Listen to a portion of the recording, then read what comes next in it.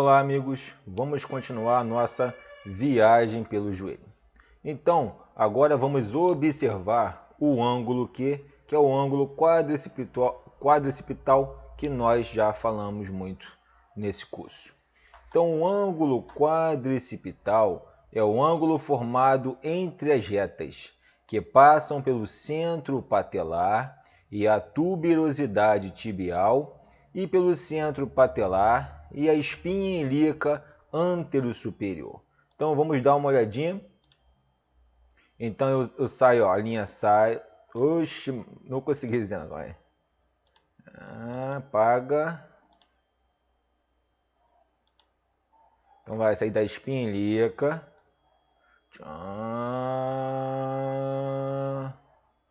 Aí, moleque.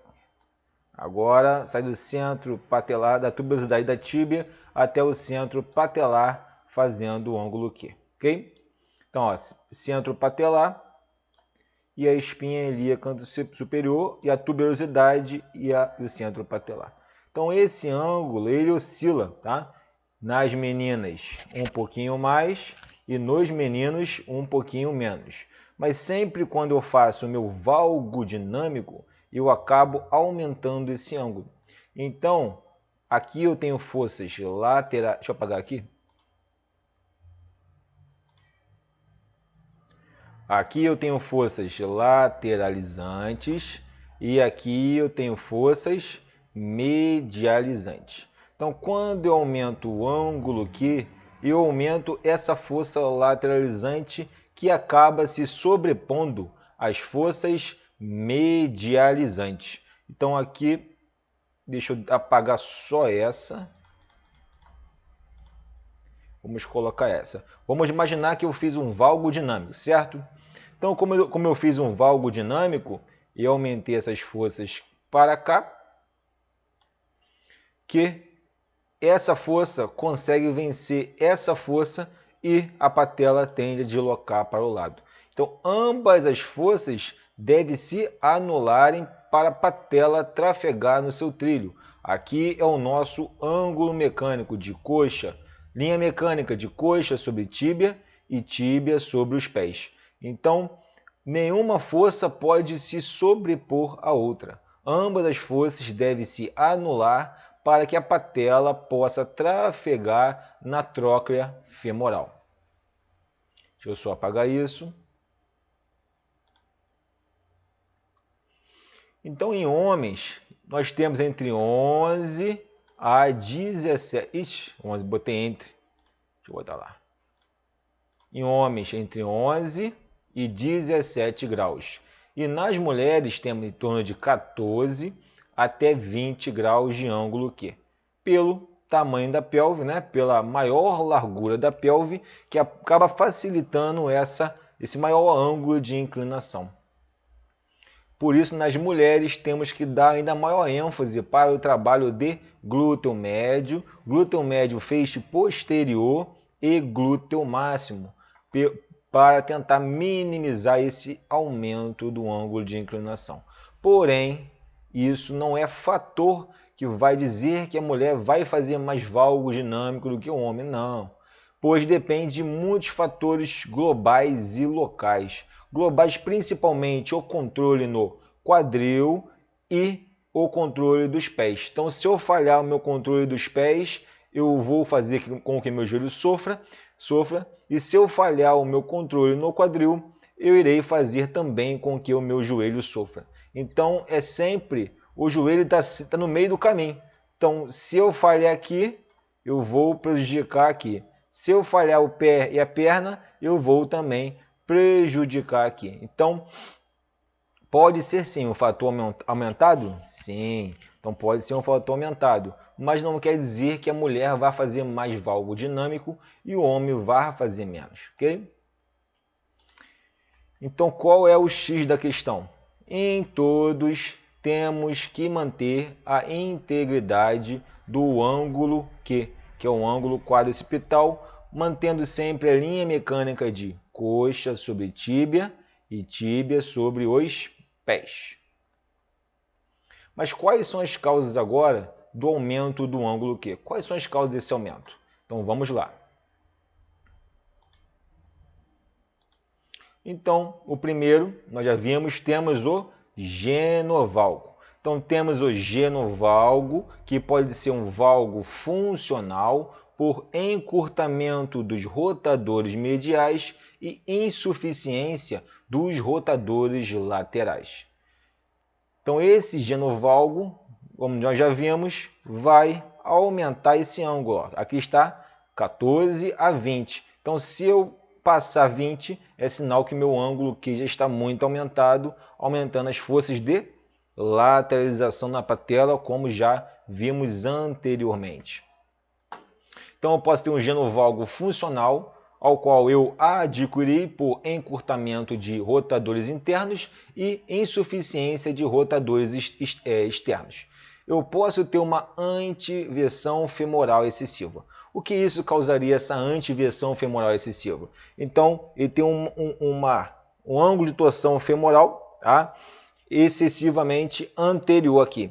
Então, ele irá fazer uma rotação interna compensatória. Por que ele vai fazer essa rotação interna compensatória? Lembra? Eu tenho que ter uma força aplicada a uma maior área de contato para ter uma menor pressão. Então, essa rotação interna compensatória é para melhorar a congruência articular, para melhorar a centrificação do fêmur no meu acetábulo. Então, quando eu faço essa rotação interna compensatória para diminuir a pressão na cabeça do meu fêmur e, consequentemente, na minha cartilagem, eu aumentei a área de contato, menor pressão. Eu faço aqui uma rotação interna do quadril. Essa rotação interna do quadril pode aumentar o meu valgo e fazer também com que eu tenha uma pronação dos pés. Então, meu fêmur está aqui, para fora. Eu tenho uma antiversão. Para eu fazer meus movimentos, eu faço uma rotação interna do fêmur e a minha perna acaba se projetando para dentro. Esse ângulo de torção femoral, ele é estrutural. Então, isso não conseguimos modificar. O que nós vamos fazer? Vamos dar prioridade, ênfase e trabalho para a musculatura do glúteo do nosso aluno. Então, você detectou que ele tem uma antiversão femoral excessiva.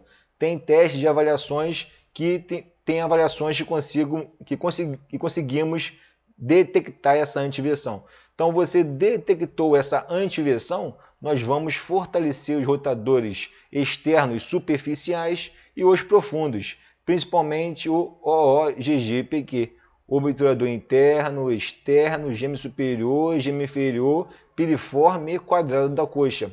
Esse grupo do OOGG-PQ é o nosso manguito rotador do quadril. Então, quanto mais o manguito rotador do quadril, o grupo do OOGG-PQ, estiver estável, estiver estabilizando a articulação, melhor ação do meu glúteo e menor sobrecarga na minha articulação do quadril. Então, a causa do aumento do ângulo Q? Genovalgo funcional, podemos modificar. O estrutural, que não podemos modificar. Mas o estrutural, todo componente estrutural carrega algum elemento funcional.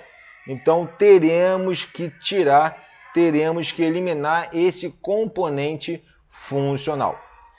Em outros casos, temos o que? A antiversão excessiva, como o carro do ovo chegando aí, ó.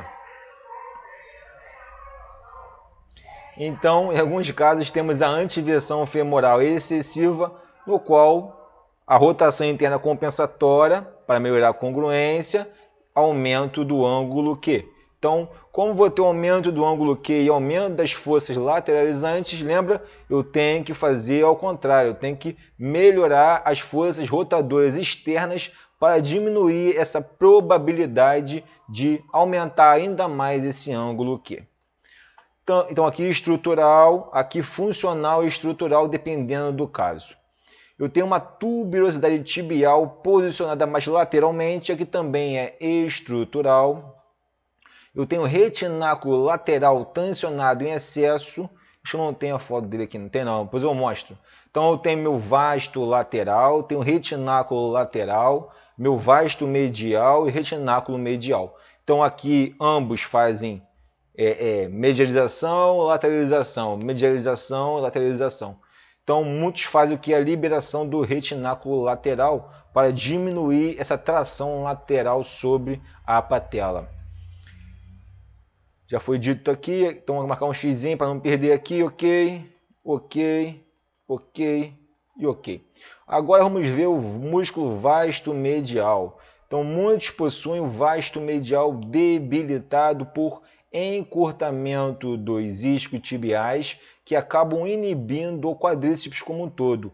Porém, o vasto medial é o único músculo medializador da patela, dinâmico, pois o vasto lateral, o reto femoral e o vasto intermédio, pela inclinação do fêmur, acabam tendo um componente de lateralização. Então não é só o vasto lateral que pode fazer lateralização, até o meu reto femoral, até o meu vasto intermédio, e somado com o vasto lateral pode fazer a lateralização pela essa maior inclinação do fêmur.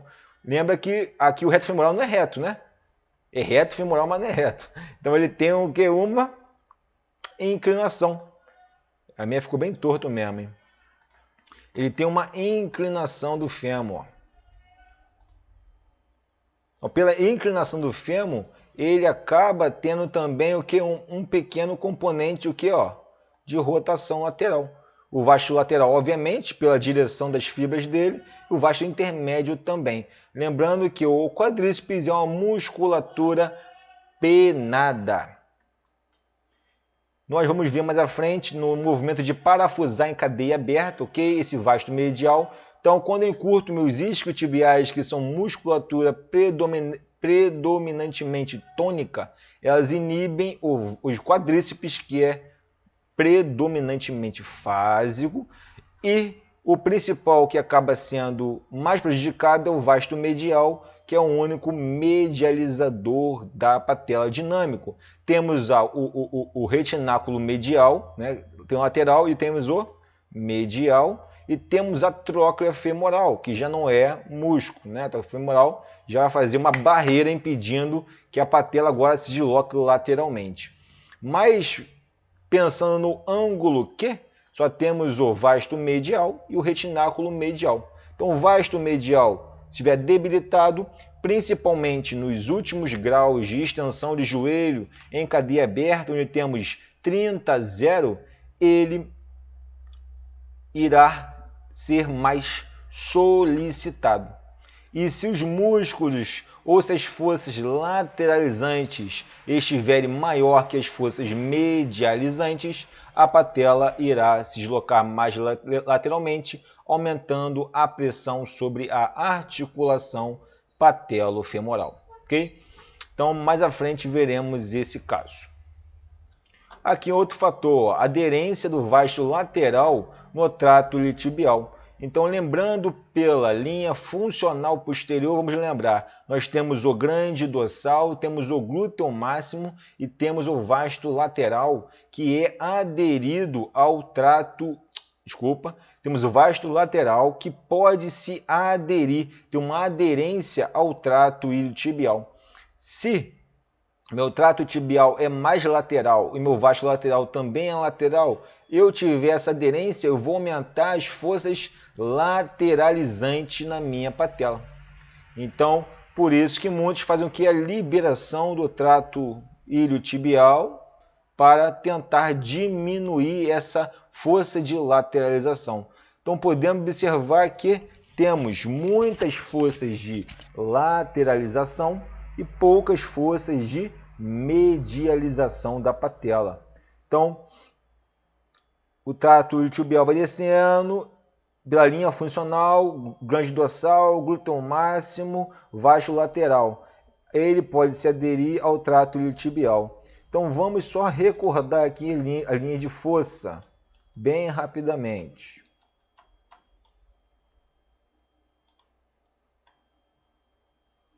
Então, vamos lá. Eu tenho esse vetor de inclinação, tenho esse vetor aqui, certo? Então, quanto mais esse vetor se inclinar para dentro, maior será a força de lateralização. Quanto mais, para fora. Quanto mais esse vetor se inclinar para dentro, menor a força de lateralização. Então, quanto mais esse vetor se inclinar para fora, eu troquei na outra, aumenta as forças de lateralização. Então, ele vai inclinando, inclinando, inclinando, vai aumentando aqui. Então, eu tenho as forças de medialização, mesma coisa, brigando com as forças de lateralização. Então, se todos esses fatores se somarem, vai aumentar drasticamente a força de lateralização na minha patela. Vamos seguindo em frente. Vamos ao texto. Em cadeia fechada, pelo fêmur estar mais rodado medialmente e a tíbia mais lateralmente, a patela ficaria sempre mais lateralmente. Então, se ele não rodasse externamente, a patela iria descer em lateralização fora do seu trilho natural, aumentando a pressão sobre a cartilagem e teria um desgaste precoce, além da dor retropatelar. Isso foi aquela vez que já falamos que ele roda para que a patela possa percorrer no seu trilho, ok? Em cadeia aberta, pela tíbia está mais externamente e o fêmur mais internamente. Se durante a flexão de joelhos a tíbia não rodasse internamente, a patela também iria correr fora do seu trilho natural. Então, já foi dito antes, roda para a patela ter uma ótima cinemática, só para reforçar, ok? Então vamos ver, ficamos por aqui na próxima aula, que essa aula é grande, vamos ver o movimento de parafusar que aumenta as chances de lateralização da patela em cadeia aberta. Um grande abraço, até a próxima aula.